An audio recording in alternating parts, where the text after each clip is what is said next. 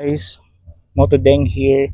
Guys, remind ko lang kayo lagi yung i-check tong mating nyo kasi yung dikit niya hindi masyado talagang madikit kaya madali lang matanggal. Ito. Yun lang. Update ko kayo mamaya. Lalagyan ko siya ng velcro para mas matibay. Thank you. Yung nilagay nilang pandikit madali matanggal. Kaya kailangan natin dikitan ng mas maayos.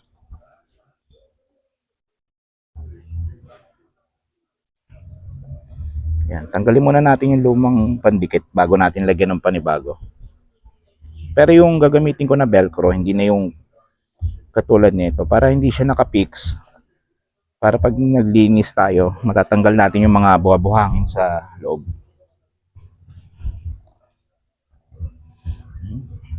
Ganda ng footboard ng Legend. Kaso gasgasin.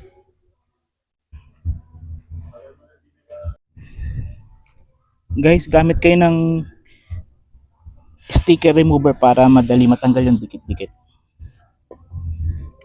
Yan, pag pinunasan nyo, tatanggal agad.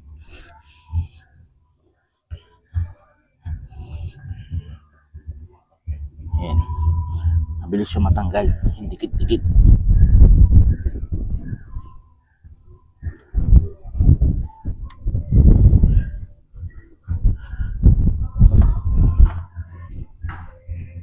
Linisin lang natin para dumikit mamaya yung velcro.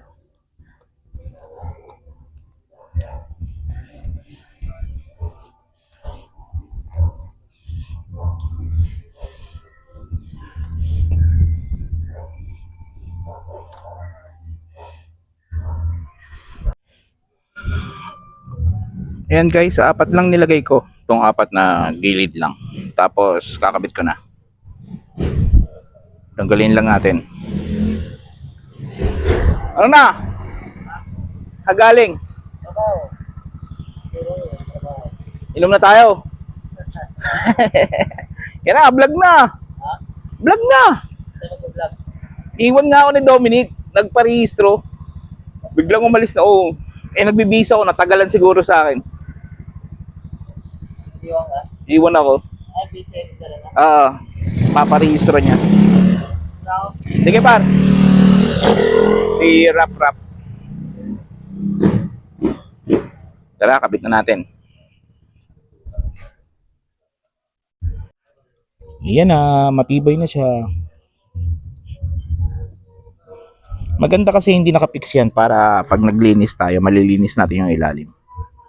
Okay, approve na.